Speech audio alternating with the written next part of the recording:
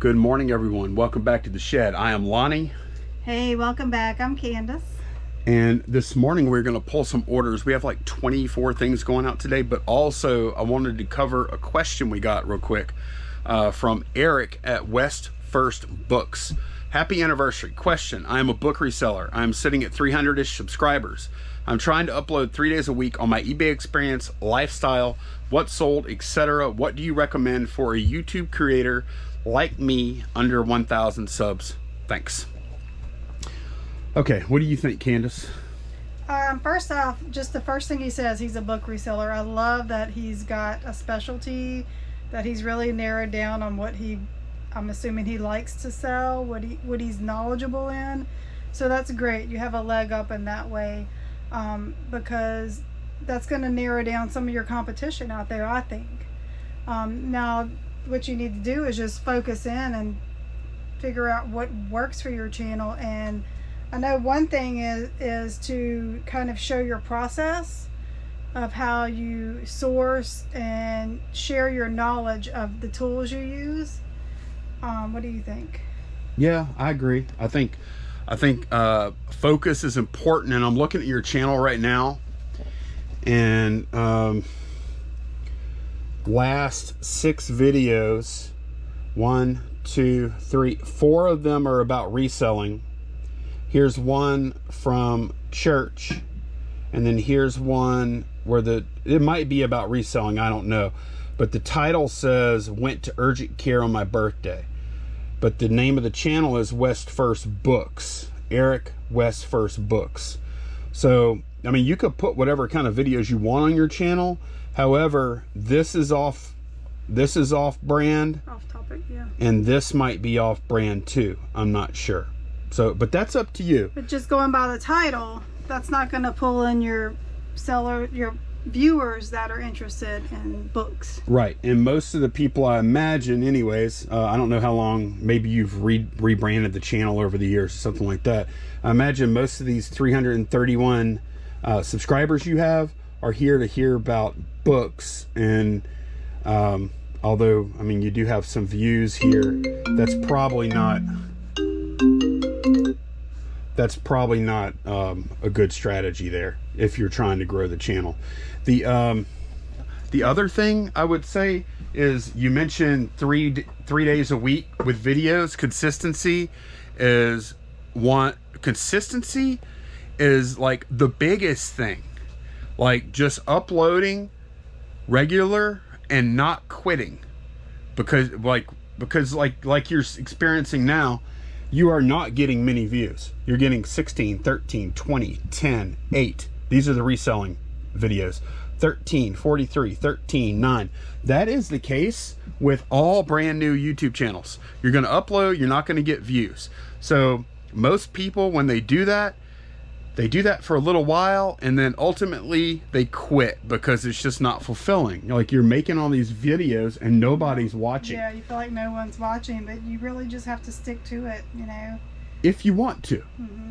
Like, and not everybody is going to succeed at YouTube either. And I think it does come across, if you're not enjoying the process, people can tell if you're not like into it. Does that make sense? Right. Well, I think the fact that he actually has a YouTube channel and has a bunch of videos up already, I think it's definitely another thing is YouTube it's about whatever your topic is, which is books, but it's also about Eric. So don't forget, especially with, like, I think books, it would be real easy to, like, I understand, like, a lot of people love books. There's a lot of booksellers, you can make money with it, but let's be real here. A book is a rectangular shaped thing, and they all basically look the same.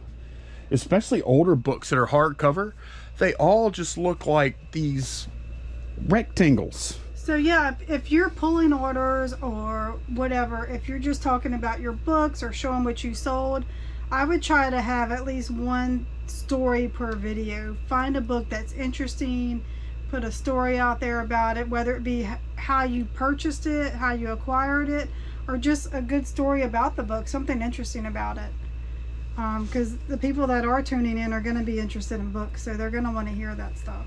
Right. And another thing for someone trying to grow a new channel, people aren't going to really know you. So I think one strategy could be to try to get search views on a few videos early on too, because that's the way that you can compete with the big guys, is if you're providing information that people are looking for and it's good info and a lot of people click on it and watch it. You could potentially have some evergreen videos out there. Like, for instance, I'll give you an idea. A lot of times when I hear people talking about books, they talk about first editions. Well, you know what video I would like to see? I would like to see you put, like, say 10 books on the table here, and you explain to me how I can quickly determine if those books are first editions or not. Mm-hmm. And maybe like use a couple of different styles of books, genres, years, like maybe older books or newer books, and just talk about how to figure out if a book is a first edition, second edition, etc. Like just a really narrow, succinct topic like that could be very searchable, and then give it good keywords in that title, a good thumbnail, and you might be able to make like some good evergreen type videos like that, where, see, like a video like we're shooting today here, this video is probably going to get somewhere between 7 to 10,000 views in the next 2 days, and then after that it's pretty much going to be dead, which is good. That's great. But I think a better case would be if you made a video that would endure and continue to get search views for a long time. And I think in your niche and with your number of subscribers, that wouldn't be a bad strategy to create some evergreens to try and build a good base to build your channel. So that's just my ideas. I also think it goes without saying, if you watch a lot of resale videos, what's the most popular reselling videos out there? It's people shopping live with a GoPro strapped on. Mm-hmm. That's just a fact. I don't want to make those videos anymore, but if I were going for views, if I was really if I was burning to create a successful YouTube channel in the resale space, I don't see how you could do it any other way than that to get max views. So if you show yourself buying books, people like to see other people out in the public interactions, their whole process of how they find what they sell. They love it. Right. Yep. And they want also like to see the haggle. Everybody loves watching a good negotiation. Mm-hmm. People like watching the cringe, whether it be you're doing something cringe or the other person's doing something cringe. People love giving opinions on, you paid too much, you paid too little, that's junk, I wouldn't have bought that, or that's a steal, whatever. So yeah, those kind of videos, like if you're really serious about it, then put a GoPro on and show yourself buying books. That's number one. I bought 10,000 books. I bought 1,000 books. I paid 5,000 for these books. I only paid $50 for all these books, and then show all the books. Right, or whatever. So those are just some ideas. Best of luck to you, and we have some orders to get out today. Let's go. All right, we've got, I think, 24 total items to pull this morning, so let's get started. First is going to be Pocket 39 Star Wars Medical Droid. 39 is right here. That's funny. I just emptied Pocket 40 yesterday, and we got a new item in there. The item fairy put something in there for me. All right, this little guy sold for the amount shown on the screen. Went ahead and pulled this next one. This is an Anthony Hardaway Beckett graded 7.5 near mint card that is going on that same order. And I went ahead and pulled this one too. This is spark plug non-foulers, 2 of them, sold for $8.99 plus shipping on top. From 6 Bravo, we sold 3 of these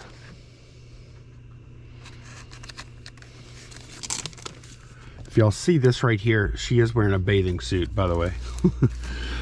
6 Bravo, we sold these 3 articulated witches, vintage articulated witches, for a total of $25.50 plus shipping on top for all three. 5 Charlie, I'm looking for S102.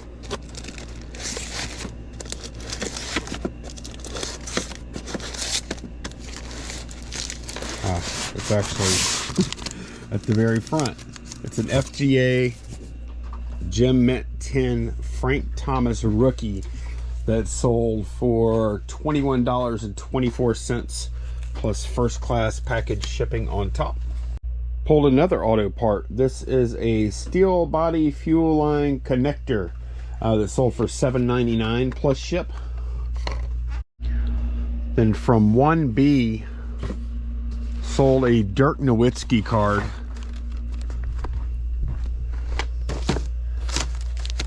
Number 146. It's going to have a J on it.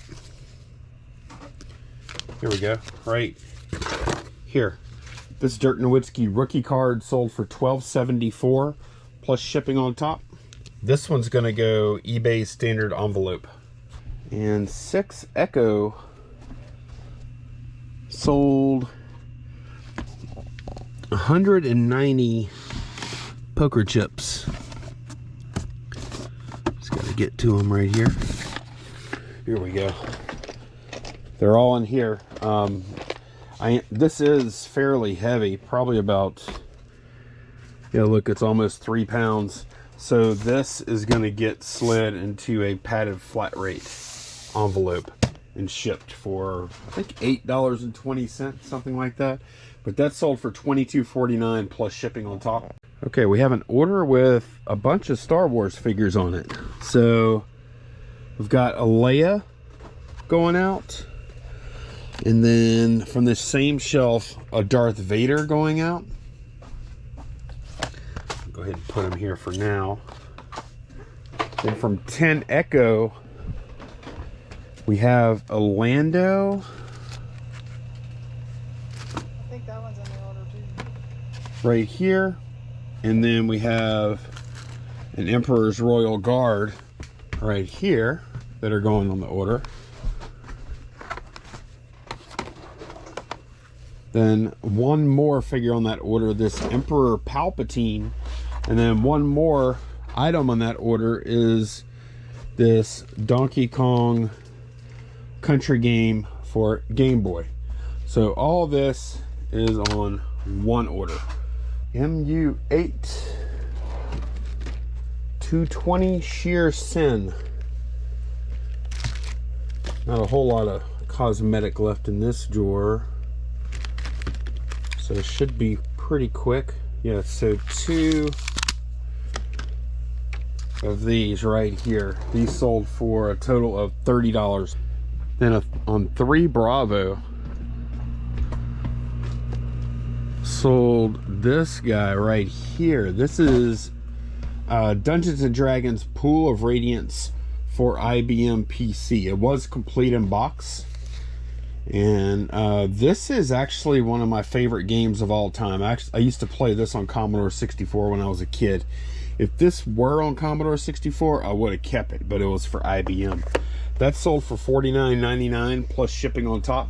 On 8 Bravo, sold some doll clothes, like Hawaiian doll clothes. It's this right here. As a matter of fact, Waikiki girl doll clothes. Yep, this is it. This sold for $17.99 plus ship. 6B 13 is what I'm after here. I think, no, it's not in there. Those are G.I. Joe instruction manuals. It's going to be in here, my MBC folder. And we're looking for 13, which is going to be ER right here. This photo sold for how much? $9.11 plus shipping on top. Then from Small's drawer, we sold a vintage Superman for $11.39 plus shipping on top. He is proving that he can break a chain here, I think, for some reason.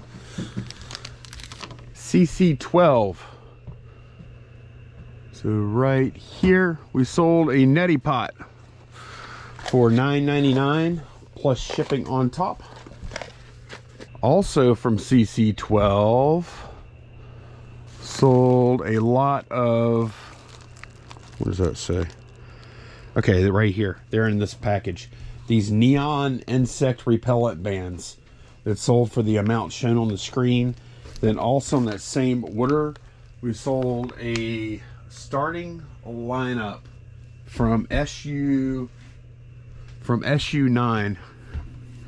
And yeah, y'all can see the packages from yesterday. They're going out today as well, because yesterday was a federal holiday. President's Day. George Washington's birthday, I think. 157. 157. Here we go. This goes on that order with the insect repellents. Tom Glavine from the Braves. This sold for the amount shown on the screen. CC2 sold this Mega Red down here. Omega-3 algae oil. This sold for $9.99 plus shipping on top. And 6 Bravo, last thing. We did sell this little pack of cards that I was just talking about. This is actually on another account. Naughty 30s pulp covers. It's got a, what do you call these, Candace? Pinup art on these. $9.99 plus shipping on top for those. So that is everything that sold over the past 24 hours. And I'm going to get it packed now. That's going to be it for this one. Thanks a bunch for watching, and we will see y'all again very soon. Take care, guys. Bye-bye. Bye.